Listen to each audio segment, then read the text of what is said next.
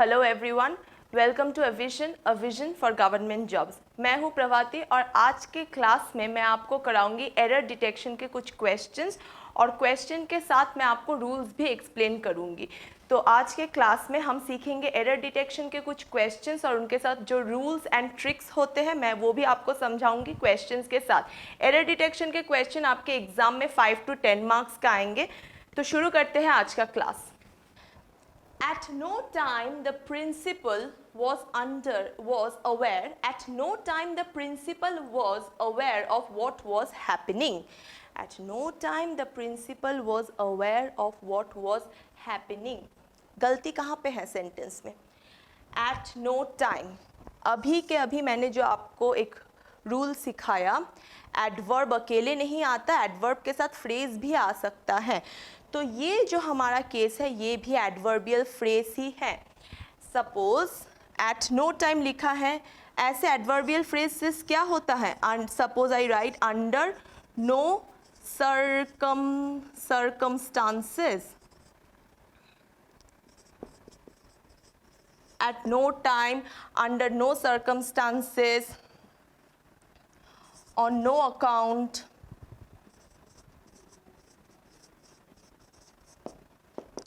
ऐसे सेंटेंसेस अगर आपको स्टार्टिंग में मिले, at no time, under no circumstances, ऐसे सब सेंटेंसेस का क्या होता है? एडवर्बियल फ्रेज होता है। ठीक है, मतलब एक एडवर्ब नहीं मिलेगा आपको पूरा का पूरा फ्रेज मिलेगा। तब हम लोग क्या करते हैं, पिछले सेंटेंस में ही मैंने आपको रूल बताया, बस इसमें थोड़ा फ्रेज अलग है ताकि आप समझ पाओ डिफरेंट एग्जाम्पल से कैसे सॉल्व कर पाओगे आप। इसमें क्या होगा? द प्रिंसिपल, पहले मुझे मिल गया अपना एडवर्बियल फ्रेज, उसके बाद what do I need, adverbial phrase के बाद क्या चाहिए हमें? मुझे चाहिए एक वर्ब, मेन वर्ब या तो ऑक्सिलियरी वर्ब। यहाँ पे क्या मिल रहा है मुझे? द प्रिंसिपल क्या कोई वर्ब है? ये तो सब्जेक्ट आ गया। तो क्या होगा? वॉज हमारा यहाँ चला जाएगा, प्रिंसिपल हमारा इधर आ जाएगा। ठीक है, तो सेंटेंस क्या बन जाएगा? At no time was the principal aware of what was happening. This will be our correct structure of the sentence. The correct option will be option number B, was the principal. Next, his boss wanted to know if he had completed the project or not. His boss wanted to know if he had completed the project or not. What will be the error here? Where is the error? His boss wanted to know, उसके boss ने उससे जानना चाहा कि project complete हुआ या नहीं। यहाँ पे देखिए or not, his boss wanted to know if he had completed the project. If ठीक है, कंडीशनल सेंटेंस है, इफ लग गया, had completed the project or not. तो सेंटेंस में अगर आपको दिखे और अगर आपको दिखे तो उसके साथ जो हमारा कनेक्टर होगा वो हमेशा क्या होगा? Whether, whether, WHETHER, whether. लेकिन यहाँ पे जो इफ है ये नहीं होगा, और के साथ हमेशा हम लोग वेदर लगाते हैं। इफ कौन से सेंटेंस में लगता है? इफ हमेशा जो सेंटेंसेस नेगेटिव होता है उसके साथ लगता है। ठीक है, नेगेटिव सेंटेंसेस जो भी होता है, ये क्या है? इसमें कोई नेगेटिव पॉजिटिव नहीं है, ये एक क्वेश्चन इंटरोगेशन वाला सेंटेंस है। लेकिन अगर कोई सेंटेंस नेगेटिव सेंस में हम बोलेंगे, डिड नॉट, इफ हमेशा उस सेंटेंसेस में लगता है जो नेगेटिव सेंस में होता है। ये जो सेंटेंस है, his boss wanted to know if he had completed, तो और जब दिखे तो आप लोग हमेशा उसके साथ वेदर लगाएंगे। ठीक है, okay. Next question, it was impossible to fix the chair's broken leg. Where is the error in this sentence? It was impossible to fix the chair's broken leg. Chairs broken. What is chair? Inanimate object.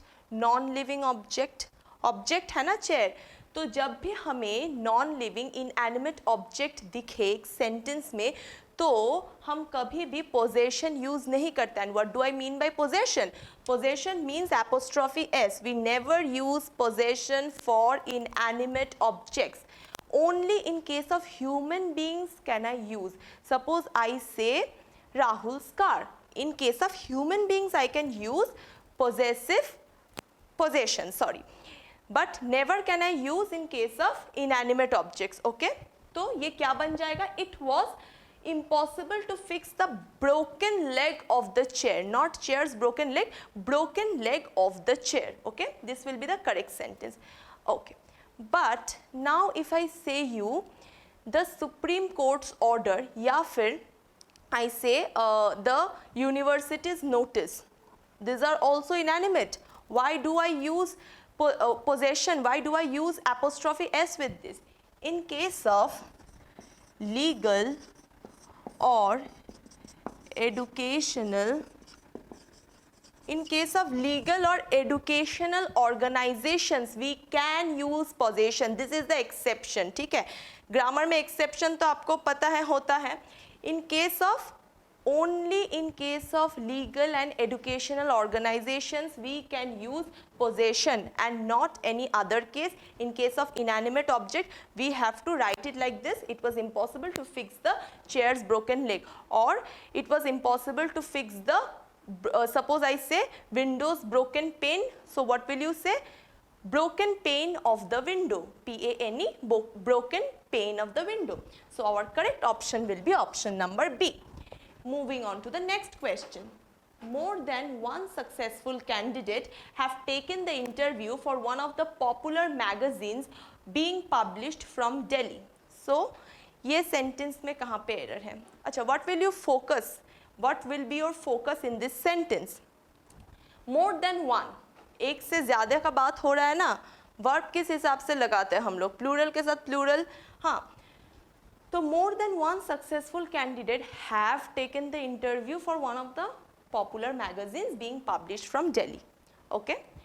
Now in this sentence we have to see more than one. जब भी दिखे more than one लिखा हो तो हम जो verb लगाएंगे वो हमेशा सिंगुलर होगा. मोर than one successful candidate has taken. अब ये तो बहुत कॉम्प्लेक्स है. मोर देन वन दिखे, क्या क्या फ्रेजेस याद रखना पड़ेगा. अ ग्रेट मेनी अगर मुझे दिखे तो मैं उसके साथ क्या लगाऊंगी? प्लूरल. अगर यहाँ पे होता अ great many successful candidates have taken, ठीक है, प्लूरल लगता.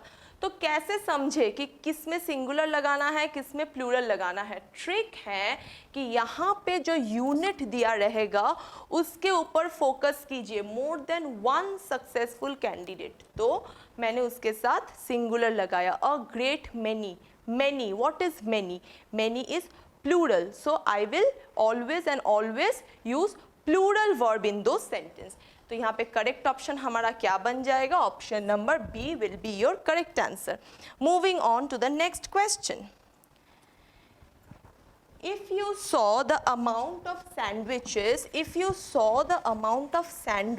he consumed at breakfast this morning, you would understand why he is so overweight. Where is the error in this sentence? If you saw the amount of sandwiches he consumed at breakfast this morning, you would understand why he is so overweight. Where is the error in this sentence? Amount. When do I use amount? When do we use amount? When do we use amount? Say,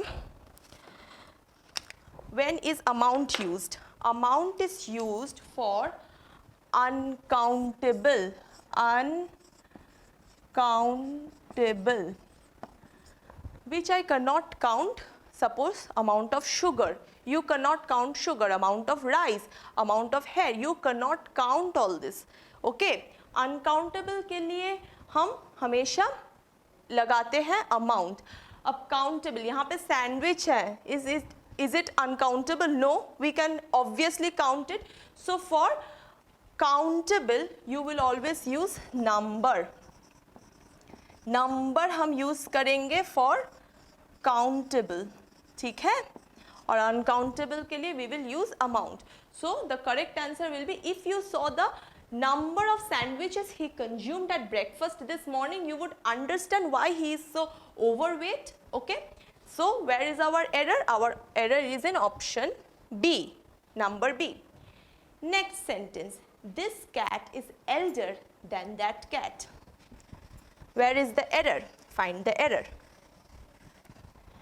This cat is elder than that cat. Elder. When do we use elder? Elder is always used for human beings. Living नहीं, cat भी living है हमारा. Cat, dog, everything is a living, okay, living being. But for human being, we use the word elder. And then what will I use for this animals or living beings? Okay, for that I will use older. अगर sentence में other than human beings आप spot करो कुछ, तो उस case में हमारा जो लगेगा एल्डर नहीं, वो हो जाएगा older. Okay, older is also use not only for living beings like animals और insects. Older can be used for furniture और any inanimate object. Okay, suppose you say this furniture is older, is older than that furniture, or is older than many other furnitures in our house, whatever you say. Inanimate object के लिए भी हम older लगाते हैं. Elder केवल और केवल हम लगाएंगे living things, living human beings के लिए, not living things, human beings के लिए we will use the word elder. Okay. Next question. Last question but not the least. This book is heavier than the other one. Where is the error? What is heavier? Which degree is heavier? Degree of comparison में positive, comparative और superlative में हमारा heavier कौन सा degree है? We say heavy, heavier, heaviest, right? So heavier is our comparative degree. We will never use comparative degree when I am comparing two things. Okay, मैं यहाँ पे क्या लिखूंगी? This book is more. Why have I written this like in bold? Why have I wrote it in bold? Because more ये जो word है ये आप हर एक केस में यूज करोगे. कुछ भी आपको दिया जाए, this shirt is more white than that shirt, whiter नहीं, कंपैरेटिव डिग्री मत लगाइए, एक मोर लगा दीजिए. ठीक है, this shirt is more white than that shirt, this book is more heavy. Times के लिए भी अगर आपको कुछ टाइम्स का क्वेश्चन मिले, सपोज ये सेंटेंस में आई से this book is 3 times heavier, 3 गुना ज़्यादा भारी है, 3 times heavier than the other one. Is it right? What will I use in case of times? If the sentence comes, मैंने तो inanimate object के लिए आपको बता दिया कि comparative degree use नहीं करेंगे हम लोग. more heavy, this book is more heavy than the other one, more use करेंगे. times के perspective से what will I use? If I am given in perspective of times, means 3 times, 4 times, 5 times, what will I use? Then also I will use this book is 3 times as heavy as